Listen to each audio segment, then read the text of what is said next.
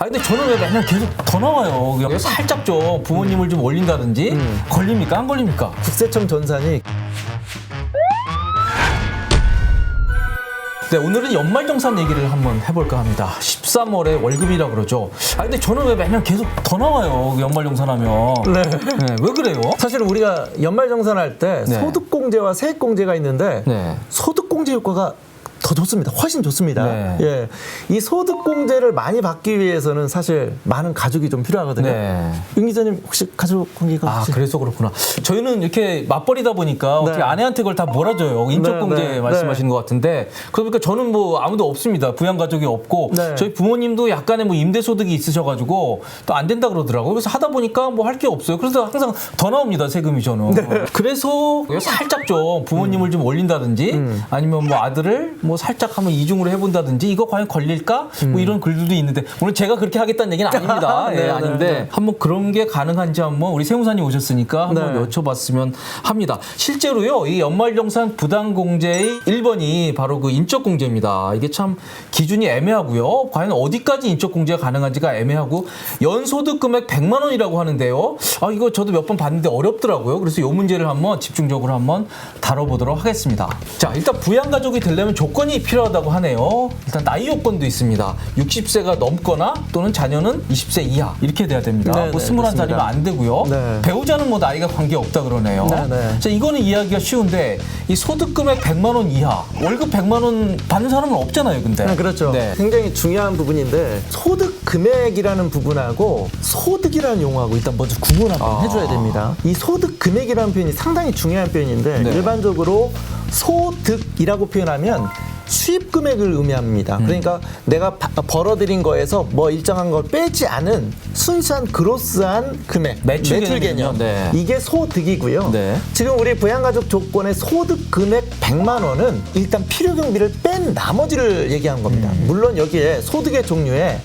비과세 대상이 있을 수도 있고 분리과세 대상이 있을 수도 있잖아요. 네. 그거는 아예 다 빼버리고 과세 대상, 종합과세 대상 소득 중에서 필요 경비를 뺀 나머지를 기준으로 판단한다라는 네, 겁니다. 네. 그래서 예를 들어서 어떤 사람이 사업소득이 있는데 1년에 벌어들인 매출이 5억 원이라 하더라도 기본공제 대상이 될 수도 있는 네. 거예요. 경비가 예를 들어 5억 이상 있어서 손실이 나거나 네. 그 뺀 나머지가 100만 원 이하인 경우에는 나의 부양가족 공제가 될 수 있다. 네, 네. 그래서 소득 금액 기준은 필요 경비를 뺀 나머지 기준이라는 거고요. 네. 근데 예를 들어서 극단적으로 얘기하면 어떤 대기업 회장님도 작년에 적자 난 대기업 회장님도 필요경비 다 빼서 적자 났다 그러면 뭐 부양가족으로 등록이 가능한 거네요, 이론적으로. 근데 대신 이제 그 부분은 조금 주의해야 될 부분들이 그분이 만약 개인 사업자라면 가능할 수 있겠지만 사실은 기업은 손실이 나다 하더라도 그렇죠. 네. 그 근로소득이 있는 경우에는 나의 또 부양가족 공제 대상에서 네. 제외될 수 있으니까 그거는 좀 체크를 한번 할 필요가 네. 있습니다. 자, 그래서 이제 소득 금액 100만 원 이하라는 걸 이해하시기 위해서요. 조금 여러 가지 경우를 나눠서 봐야 됩니다. 일단은 제가 아까 소득 금액이라는 것은 필요 경비를 뺀 나머지를 기준으로 100만 원 판단한다라고 했는데 우리가 근로자들은요. 네. 우리가 근로소득을 발생하면 나의 노력 여부하고 상관없이 빼주는 금액이 있어요. 그걸 근로소득 공제라고 합니다. 네. 그런데 재밌게도 500만 원 이하인 경우에 근로소득 공제는 70%예요. 네. 그러면 70% 빼면 350만 원이 필요 경비가 되고 빼면 150만 원이니까 네. 그러면 그 기본공제 대상에서 제외되는 거 아니냐 할 수 있잖아요. 네. 맞는 편입니다. 그런데 이게 세법이 개정이 되면서 근로소득만큼은 근로소득 공제를 뺀 나머지로 판단하지 않고 총 급여 500만 원 이하인 경우에는 기본공제 대상이 된다라고 바꿔놓은 상황이고요. 네. 그래서 그 근로자가 500만 원 이하의 이제 연봉을 받는다 그러면 부양가족이 가능합니다. 근데 가능합니다. 사실 500만 원 이하로 그 일을 하면서 뭐 주 5일 일하면서 그런 사람 많지 않기 때문에 참 굉장히 이게 문이 좁다 이렇게 보시면 될 것 같네요. 이런 경우가 네. 있어요. 네. 예를 들어서 배우자가 일을 시작을 했는데 11월 달부터 시작했어요. 이런 경우 가능할 수 있겠죠. 그러네요. 네. 2번 보면은 이자 배당 금융소득이 연 2천만 원 이하라고 되어 있는데 이건 보통 금융소득이라고 합니다. 네. 아까 제가 기본공제 대상자를 판단할 때 100만 원이라고 한다는 것은 비과세 대상과 분리과세 대상은 제외한 나머지를 기준으로 판단한다라고 했었잖아요. 이자와 배당 같은 금융소득은 1년에 2천만 원 이하인 경우에는 은행에서 15.4%를 뗀 걸로 납세의무가 종결되는 분리과세 대상 소득이에요. 그러니까 판단 대상이 들어가지 않는다라는 겁니다. 그래서 이게 되게 큰 게 예금이 지금 금리가 낮기 때문에 10억 원을 넘게 예금을 해도 1년에 이자가 2천만 원이 안 넘거든요. 그러니까 부모님이 꽤 재력이 있으신 분들도 10억 이상 예금이 있으신 분들도 부양가족으로 할 수 있다는 얘기입니다. 이게. 네, 그렇습니다. 네. 자, 그러면 여기서 제가 재미있는 질문 하나 네, 한번 네. 시작할게요. 만약에 이자가 네. 2천만 원에서 10원이 증가했어요. 네. 2천만 10원이에요. 네. 공제할 수 있을까요? 안 되는 거죠, 안 되는 겁니다. 네, 여기서 네. 조심하셔야 될 게 2천만 원을 제외한 나머지가 아닙니다. 2천만 원을 초과하게 되면 금융소득 금액은 2천만 10원이 되는 거예요. 네. 공제 대상이 안 된다는 거고요. 네. 그다음 3번을 보시게 되면 부동산 임대소득 2천만 원 이하라고 돼 있는데 이건 표현을 조금 바꿔야 될 것 같아요. 네. 부동산 임대소득이 아니라 주택 임대소득입니다. 아, 주택이군요. 예. 아, 네네네. 주택 임대소득 같은 경우에 2천만 원 이하는 분리과세 대상입니다. 네. 그러니까 역시 판단 대상에서 빠질 수 있다라는 거고요. 그리고 이제 4번을 보시게 되면 여기 재밌는 표현이 써 있잖아요. 사업 소득 금액이 100만 원 이하라고 돼 있잖아요. 필요 경비를 뺀 나머지를 의미하는 겁니다. 그러니까 뭐 1억이 됐건 2억이 됐건 수익 금액이 아무리 많더라도 필요 경비를 뺀 나머지를 기준으로 판단한다는 거고요. 그다음 5번도 주의하셔야 될 부분인데 이것 때문에 간혹 문제되는 경우가 있습니다. 네. 양도소득과 퇴직소득도 이 100만 원 기준에 들어갈 수 있다라는 겁니다. 그래서 그 우리가 연말정산하는 그 해에 만약에 주택을 비과세 대상이 아닌 걸 매각해서 소득 금액이 100만 원이 넘어가거나 퇴직금이 발생하는 경우에는 기본공제 대상에서 빠질 수가 그렇군요. 있다라는 네. 겁니다. 네. 6번 한번 보면은 강연료, 경품, 기타 소득인데 이게 우리가 기타 소득은 한 가지 특징이 있습니다. 소득 금액 기준으로 300만 원 이하인 경우에는 22%로 납세 의무가 종결되는 혜택이 있습니다. 네. 여러분들이 보고 계시는 기타 소득은 소득이죠. 소득 금액이 아니라 소득이죠. 필요 경비를 빼기 전 단계거든요. 네. 그런데 기타 소득은 소득의 종류에 따라서 60%의 필요 경비가 인정되는 경우들이 많이 있습니다. 750만 원에서 60%의 필요 경비를 빼게 되면 그러면 300만 원이 나와요. 네. 소득 금액이 제가 아까 300만 원 이하인 경우에는 22% 분리과세 가능하다고 그랬었죠. 네. 그러니까 저 기준까지는 가족 중에 저 정도 소득이 있는 분들은 부양가족 공제를 받을 수가 있다라고 볼 수가 있는 기타 거죠. 소득이 750만 원을 넘으면요, 800만 원이 넘으면 안 됩니다. 이제 기본공제 안 되고요. 자, 그래서 저희가 이렇게 설명을 드려도 좀 구체적인 케이스로 가면은 좀 헷갈릴 경우가 있기 때문에 연수 문제를 좀 충분히 풀어보기 위해서 연수 문제를 좀 만들어봤습니다. 2020년 퇴직 후 공무원 연금을 연 3,600만 원 수령하시는 부모님 기본공제 될까요? 이건 어렵네요. 네. 이거 상당히 어렵고 네. 사실은 저희 부모님도 똑같은 케이스인데 저희 네. 아버님이 교육공무원으로 은퇴를 2020년 초에 하셨거든요. 네. 그런데 요 정도의 연금을 받고 계시는데 제가 기본공제를 받고 있거든요. 좀 이상하죠. 그러네요. 예. 분명히 아까 100만 원이 훨씬 넘었을 텐데 왜 받을 수 있느냐. 연금인데. 예, 그렇습니다. 자, 여기 굉장히 중요한 요소가 두 가지가 있는데요. 우리 보통 이런 걸 공적연금이라고 합니다. 네.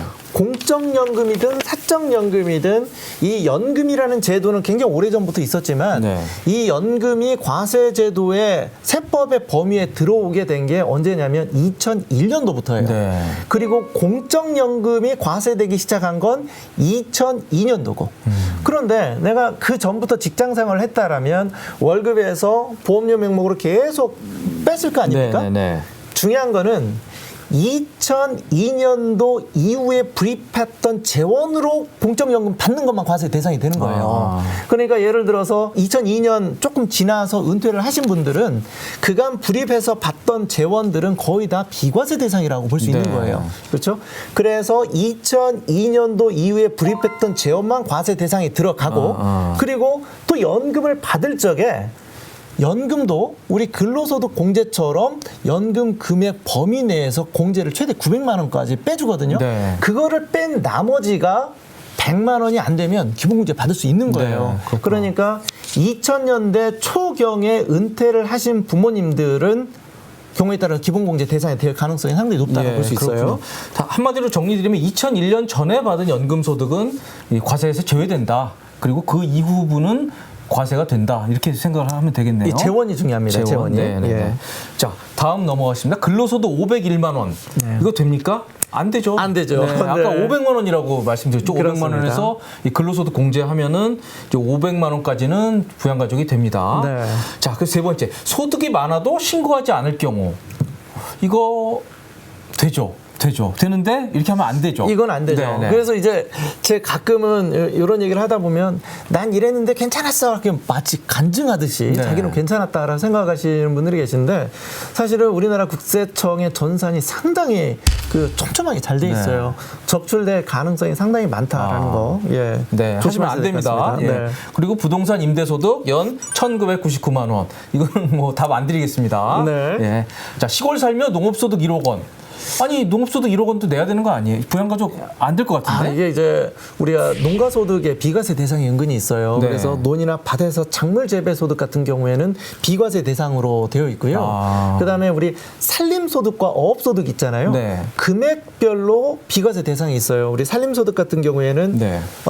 소득 금액 기준으로 600만 원까지는 비과세 되고요. 네. 그다음에 어업소득 같은 경우에는 5천만 원까지 비과세 대상이 되거든요. 그러다 네. 보니까 비과세 대상에 해당되기 때문에 기본공제는 받을 수 있다라고 볼 수가 있습니다. 네. 자, 다음 총수입에서 필요 경비 뺀 사업소득 금액 150만 원. 이거는 안 됩니다. 안 되죠. 왜요? 사업소득 금액은 100만 원까지만 그렇습니다. 네, 네. 됩니다. 자, 다음이요. 이자 배당 소득 합계 1,900만 원. 이거 됩니다. 2천만 원이 안 되니까요. 그렇죠. 예, 네, 예. 예금은 뭐 가능합니다. 10억 원 이상 있으셔도 부양가족 될 수 있다. 그렇습니다. 네. 그다음에 마지막 이제 건설 일용직으로 연소득 3천만 원. 이거는 어떻습니까? 일단 그 일용직 근로자도 사실은 근로소득자로 보게 됩니다. 네. 다만 우리 일용직 근로자 같은 경우에는 15만 원까지 일부에서는 비과세라고 얘기하시는 분들이 계신데 사실은 비과세는 아니고 네. 1단 기준으로 15만 원까지 근로소득 공제가 되도록 되어 있어요. 네. 그리고 15만 원이 초과하는 부분에 대해서는 분리과세로 납세 의무가 종결되도록 네. 되어 있죠. 네. 우리 좀 전에 비과세와 분리과세 대상은 제외한 100만 원 기준이라고 있으니까 공제 대상이 될 수 있다라는 겁니다. 예. 그래서 이제 항상 그 드는 질문이 이제 소득 금액 100만 원 이하면은 부양가족이 되는데 이게 굉장히 요건도 뭐 복잡하거든요. 네네. 그래서 이거 살짝 좀 그냥 올려도 네. 솔직히 안 걸릴 것 같은 생각도 드는데 걸립니까? 안 걸립니까? 비추입니다. 네. 걸릴 가능성이 상당히 높다. 네. 저는 개인적으로 판단할 때 우리나라 국세청 전산이 경찰청 전산보다 훨씬 더 잘 돼 있는 것 같아요. 그렇군요. 참고하시기 바라겠습니다. 네. 언젠가는 문제가 되니까요. 요 요건에 맞지 않으면 그 아버지, 어머니, 아들 올리시면 안 됩니다. 예. 정직이 최선의 방책이라는 말씀을 드리면서 오늘 속고 살지마 여기서 마치겠습니다. 감사합니다.